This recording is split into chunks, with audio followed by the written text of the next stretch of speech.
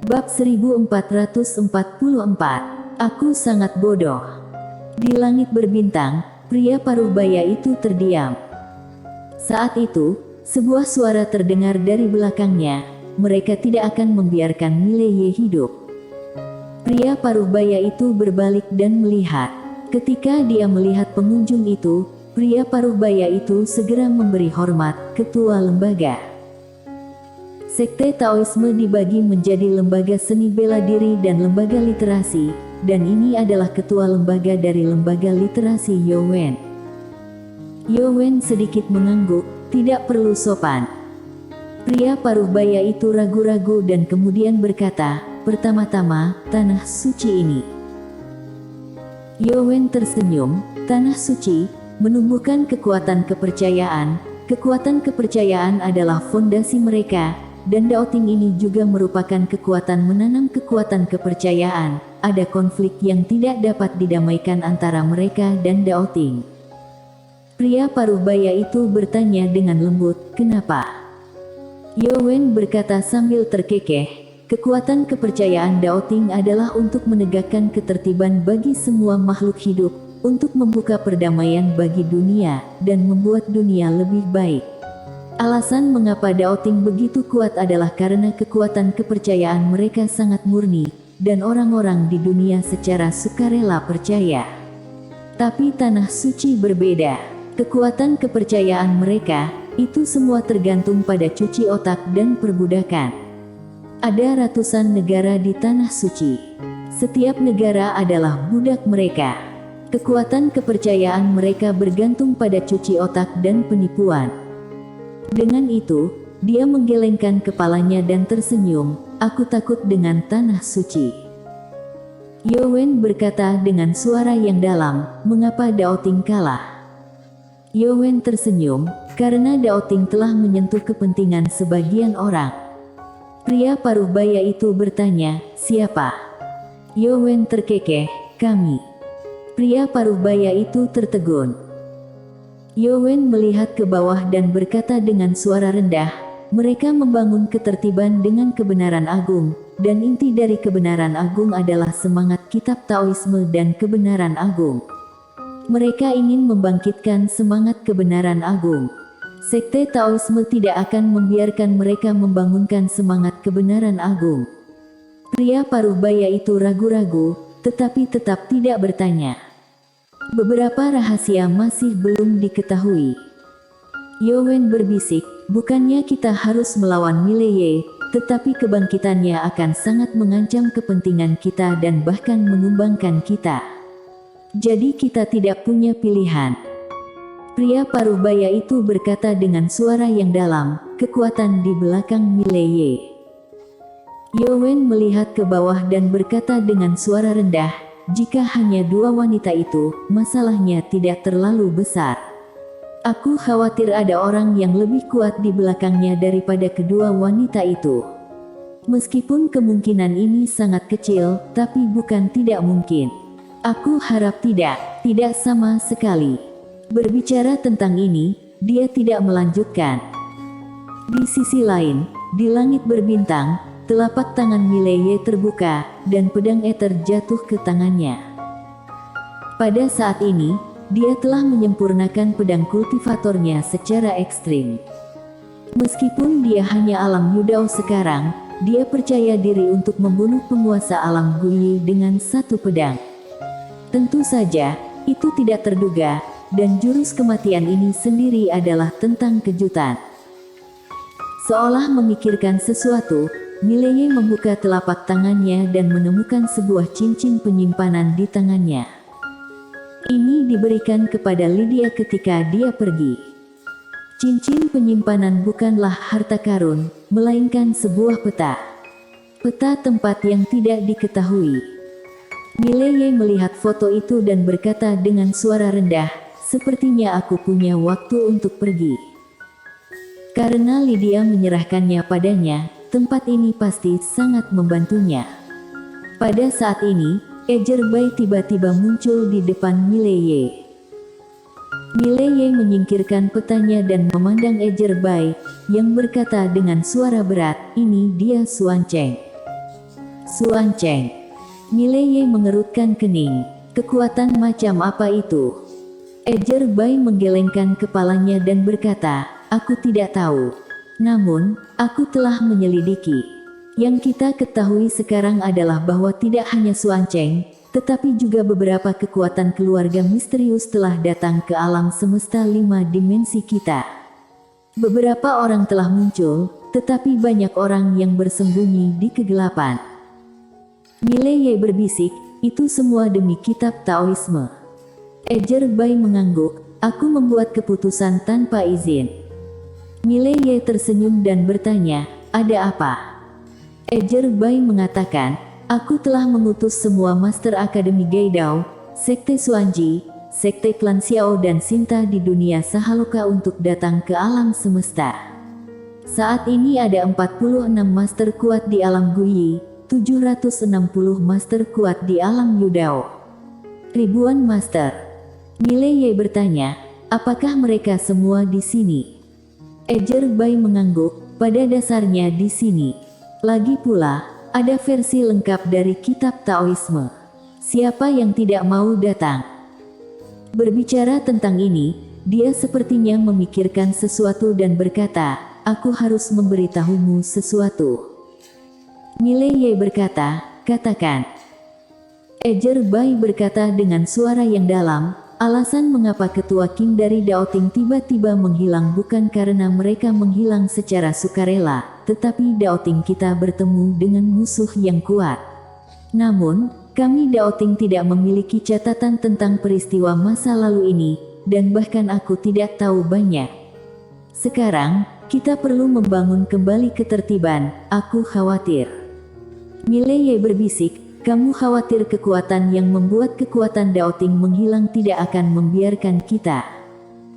Ejer Bai mengangguk, ya. Mileye diam. Ejer Bai berkata dengan suara yang dalam, beberapa kekuatan tersembunyi, aku pikir kamu dapat bertemu dengan mereka. Jika dapat berteman dengan mereka, itu akan sangat baik bagi kami. Mileye mengangguk, mengerti. Ejer Bai hendak berbicara, ketika ruang di depannya bergetar. Ejer Bai menatap Mileye, Nona Jessica Guan berkata, orang-orang di Suan Cheng sedang menunggumu. Suan Cheng. Mileye tertawa dan berkata, ayo pergi dan melihat. Ejer Bai mengangguk. Keduanya pergi. Dao Cheng, Aula Pedang. Begitu Mileye memasuki aula, seorang lelaki tua segera berdiri. Pria tua itu mengepalkan tinjunya ke Mileye dan berkata sambil tersenyum, Tuan Muda Ye, Noah Zhao Suan Cheng, adalah pelayan penguasa kota di Suan Cheng. Pengurus rumah. Mileye melirik Noah Zhao, yang kekuatannya setidaknya merupakan puncak alam Guyi. Hanyalah pembantu rumah tangga. Mileye tertawa dan berkata, Tuan Zhao, silakan duduk. Noah Zhao tersenyum dan berkata, Tuan Muda Ye, silakan. Mileye tersenyum dan berkata, silakan. Noah Zhao buru-buru menggelengkan kepalanya, Tuan Muda Ye, duluan. Mileye berkedip dan berkata sambil tersenyum, Senior, mari kita lebih santai. Bagaimana menurutmu? Noah Zhao berkata sambil tersenyum, itulah yang kuinginkan. Dua orang duduk. Mileye memandang Noah Zhao dan berkata, Senior datang ke alam semesta 5 dimensiku kali ini, karena kitab Taoisme. Noah Zhao menggelengkan kepalanya dan berkata, tidak, kami hanya ingin mengenal Tuan Muda Ye saat kami datang ke alam semesta kali ini. Mileye memandang Noah Zhao dan berkata, apakah kamu tidak datang untuk kitab Taoisme? Noah Zhao berkata, ini bukan demi kitab Taoisme. Sejujurnya, penguasa kota, Kepala Suan Cheng, ingin datang ke sini secara pribadi untuk bertemu Tuan Muda Ye, tetapi sekarang adalah waktu yang istimewa.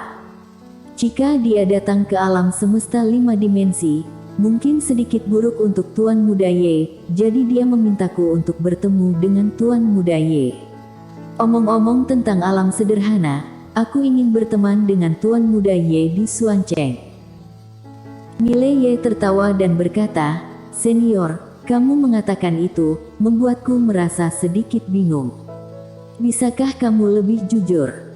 Noah Zhao ragu-ragu, lalu berkata, "Tuan Muda Ye, aku sudah terus terang."